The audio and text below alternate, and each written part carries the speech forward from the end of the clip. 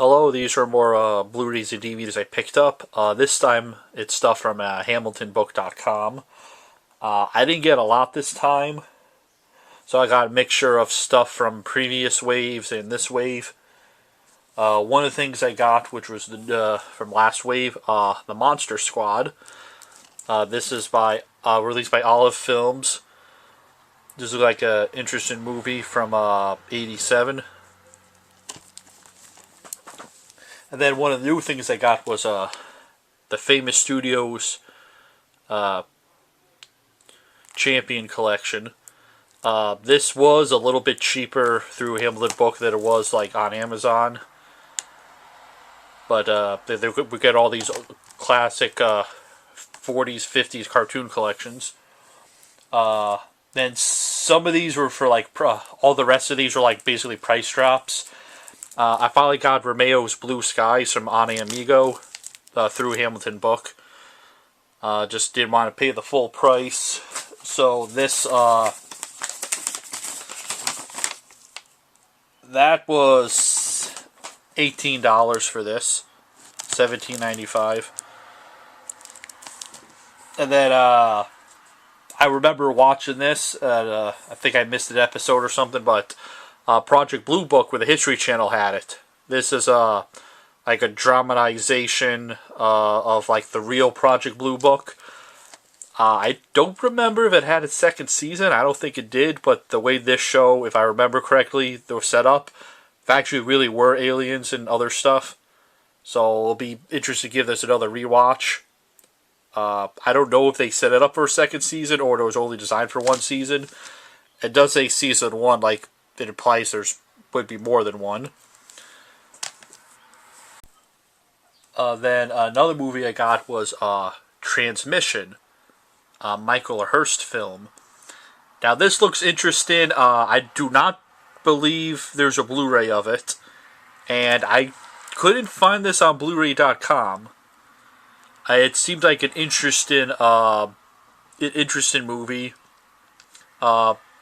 Her grandfather's a successful horror film director. He just vanished one day after the lead actress was murdered.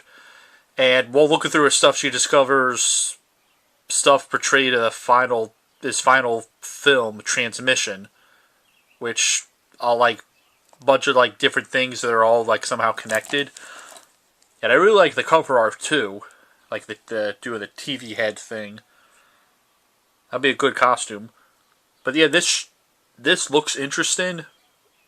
It of course could be one of the things that not everybody's gonna like, but I probably could be adding this to Blu-ray.com's database because for some reason it's not there. Then I also got Escape from Area 51. This is another low-budget movie designed. Cleopatra MTV Visual. They do like all low-budget stuff.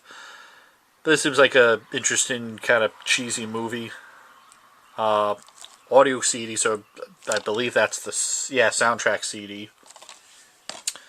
And then these other two movies, I waited till they were as cheap as possible, but I decided to get them because of the day they come out of all days is when the Backrooms movie comes out.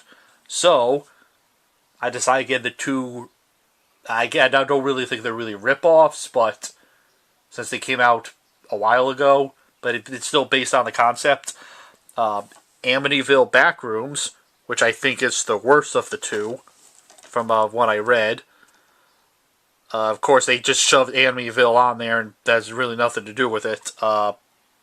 SRS really make really like bad movies, so I don't have any high hopes for this. And this one actually looks like a little bit better out of the two.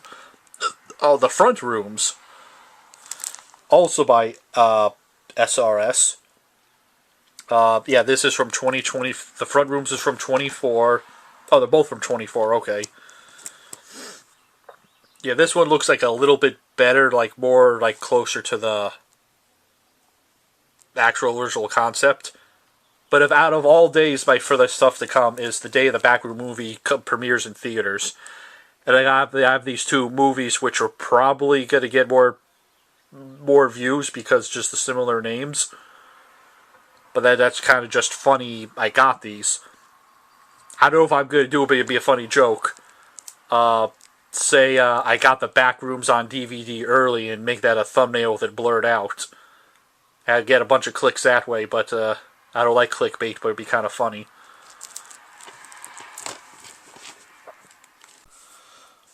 Then I also got a new camera. It's this fucking thing. It's an Aptec DV 4500. This is slightly better than another Aptec camera I have.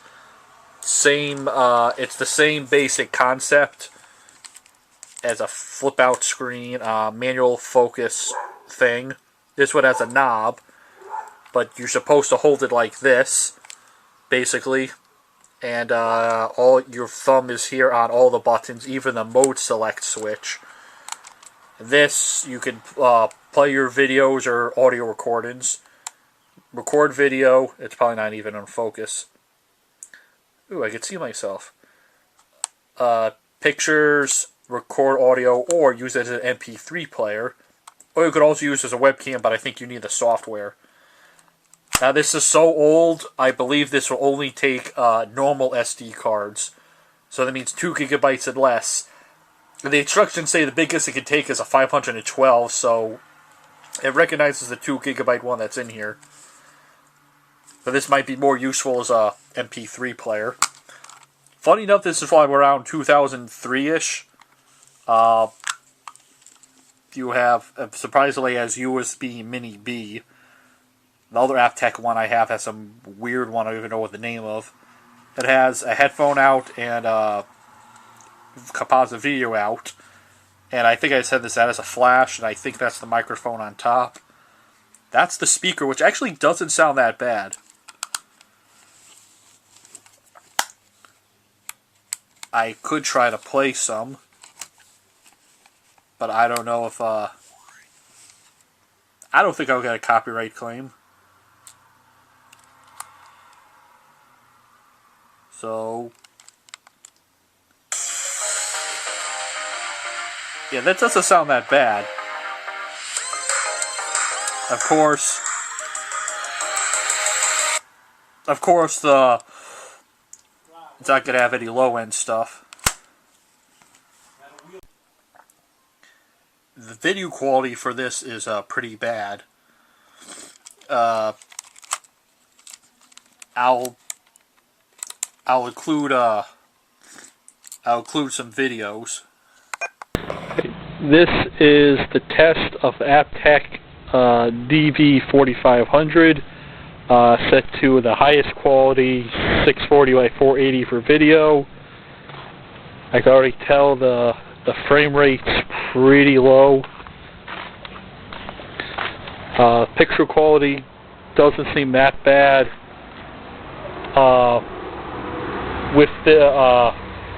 With this much light outside, it looks like it has a roll-in shutter.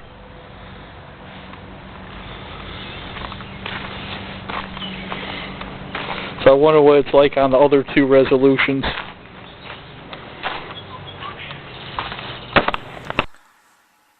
And that's about the best picture quality you can do.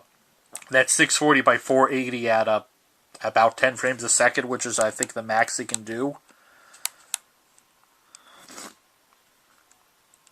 It has a few other resolutions here. I just don't remember how to change it, but it's basically 144p and a little bit above 240p. Those could both hit 30 frames a second, but it's really... You saw how compressed it was. This thing is like worse than a potato. But it's a little fun thing I have. Then I also picked up some video games. I got the oil change done on my van, and I stopped at the Walmart, and they had this for $19.93, which I don't know if that's a clearance price or something. I think they had 2 or 3 of these. Cult of the Lamb for the Nintendo Switch. I'm going to check the Walmart every so often now just to see if they have any Switch games on clearance, because it wasn't marked as clearance, but it was just cheaper. And then I also got some other games from Video Games Plus. They're all limited run games.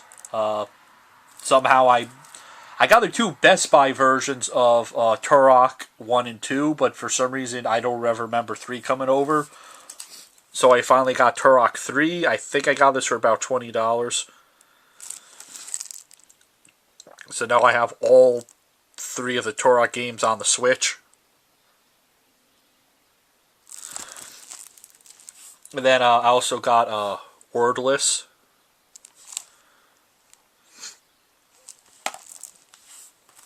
And In Stars and Time.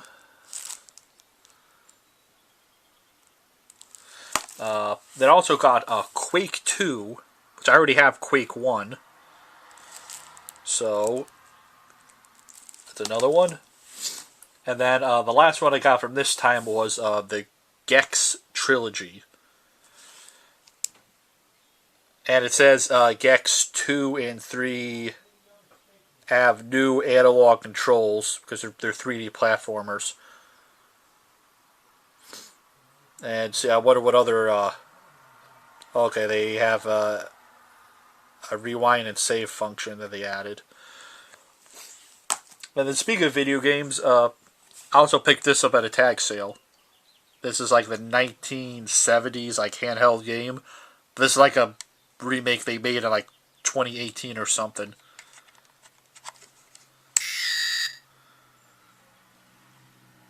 So, it's basketball. You're the bright dot, the one that's at the bottom right. And you'd have to get as many baskets as you can. You're the visitor team, and then it goes back and forth. You can play both sides or hand it to a friend.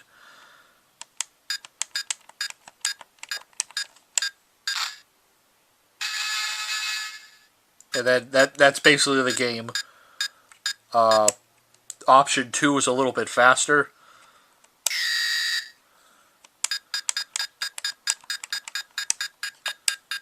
Oh.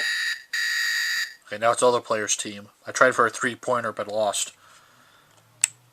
And I thought this was original because it's already yellowed.